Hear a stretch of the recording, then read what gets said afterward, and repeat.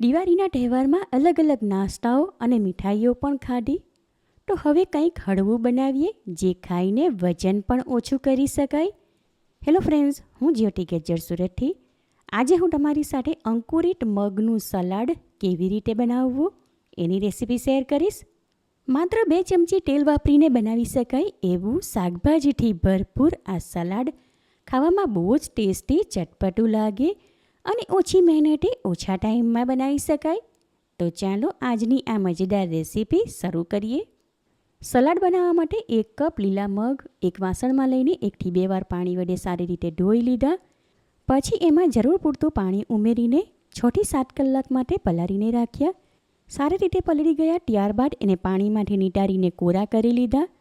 પછી એને પાતળા મલમલના કપડામાં બાંધીને 10 થી 12 કલાક માટે બહારની હવા ન લાગે એ પ્રમાણે વાસણમાં ઢાંકીને રાખ્યા. એટલે મગ સારી રીતે અંકુરિત થઈ ગયા. હવે આ અંકુરિત મગને એકવાર પાણી વડે ધોઈને ચાળણીમાં નીતારી લઈએ. સલાડ બનાવવા માટે મગ રાંધી લઈશું. એના માટે એક કઢાઈ લઈને સ્ટવ ઉપર ગરમ કરવા મૂકી. ત્યાં ગેસ ફ્લેમ લો ટુ મીડિયમની વચ્ચે રાખીને કઢાઈમાં 2 ટીસ્પૂન જેટલું તેલ લઉં છું. તેલ ગરમ થાય ત્યાર પછી એમાં 1/2 ટીસ્પૂન જેટલી હિંગ ઉમેરીને મિક્સ કરી લઈએ. હવે એમાં 1 ટીસ્પૂન વાટેલા આદુ મરચાં અને 1 ટીસ્પૂન વાટેલું સૂકું લસણ ઉમેરીને મિક્સ કરી લઈએ. લીલા મસાલા થોડી સેકન્ડ માટે સાંતળી લીધા. હવે એમાં અડધી ટીસ્પૂન લાલ મરચું, અડધી ટીસ્પૂન હળદર અને અડધી ટીસ્પૂન ધાણા જીરું પાવડર ઉમેરીને મિક્સ કરી લઈએ.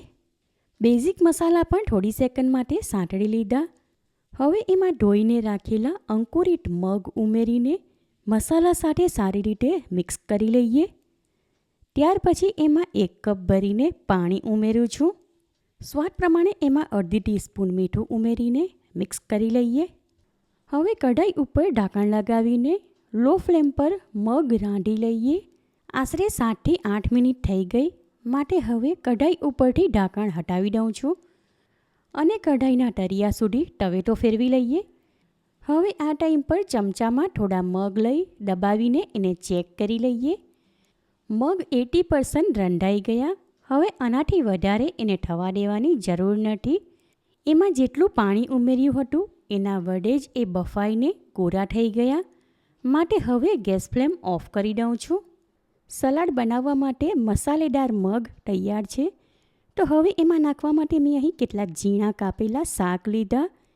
એમાં અડધો કપ જેટલી કાકડી, પોણો કપ જેટલા કાંદા અને અડધો કપ જેટલા ટામેટાં. ટામેટાના વચ્ચેના બીજવાળો ભાગ હટાવીને કાપી લીધા હતા અને 1/2 કપ જેટલી ઝીણી કાપેલી કોથમીર લીધી. સલાડ બનાવવા માટે એક મિક્સિંગ બાઉલ લીધું. એમાં અડધા ભાગના મગ લઉં છું. બાકીના અડધા ભાગના હમણાં સાઈડમાં રાખું છું, એટલે પછીથી જરૂર હોય ત્યારે એનું સલાડ બનાવી શકાય. હવે આ મગમાં અડધા ભાગના ઝીણા કાપેલા ટામેટાં, અડધા ભાગની કાકડી અને અડધા ભાગના ઝીણા કાપેલા કાંદા ઉમેરું છું. સાથે એમાં થોડી ઝીણી કાપેલી કોથમીર, 1 ટીસ્પૂન કાશ્મીરી લાલ મરચું, અડધી ટીસ્પૂન ચાટ મસાલો અને સ્વાદ પ્રમાણે અડધી ટીસ્પૂન જેટલું મીઠું ઉમેરું છું. હવે છેલ્લે આમાં 1 ટીસ્પૂન જેટલો લીંબુનો રસ ઉમેરીને બધું સારી રીતે મિક્સ કરી લઈએ. આમાં તમારી પાસે કાચી કેરી હોય તો એ પણ 1 થી 2 ટેબલસ્પૂન જેટલી ખમણીને ઉમેરી શકાય, કારણ કે એનો ટેસ્ટ આમાં ઘણો સારો લાગે. સલાડ તૈયાર છે. તો હવે આ ટાઈમ પર એકવાર ટેસ્ટ કરી લઉં છું. આમાં બધું જ બરાબર છે, કંઈ પણ ઉમેરવાની જરૂર નથી. તો હવે સર્વ કરું છું. સલાડ ખાવા માટે ડીશમાં લઈને ઉપરથી ચાટ મસાલો અને ઝીણી કાપેલી કોથમીર નાખું છું. ઉપરથી લીંબુનો રસ નાખવા માટે સાઈડમાં લીંબુની ચીરી મૂકું છું.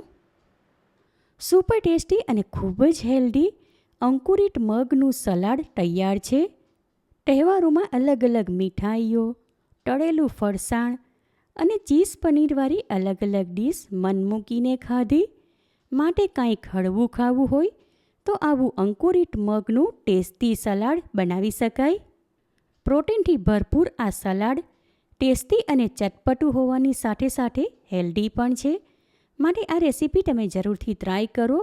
એકવાર તમે આ રીતે મગનું સલાડ બનાવશો તો ઘરમાં નાના મોટા બધાને ચોક્કસ ભાવશે. તમે મારી રેસીપીઓ કયા શહેરમાંથી જુઓ છો અને કેવી લાગી એ કમેન્ટ કરીને જણાવો. રેસીપી પસંદ આવી હોય તો વિડીયોને લાઇક અને વધારેમાં વધારે શેર કરો. ચેનલ પર નવા હો તો સબસ્ક્રાઈબ કરીને બાજુમાં આપેલા બેલ આઇકન પર ક્લિક કરો, એટલે આવનાર દરેક નવી રેસીપીઓની જાણકારી તમને મળતી રહે. ફરી મળીશું એક નવી રેસીપી સાથે. Eat healthy and stay healthy.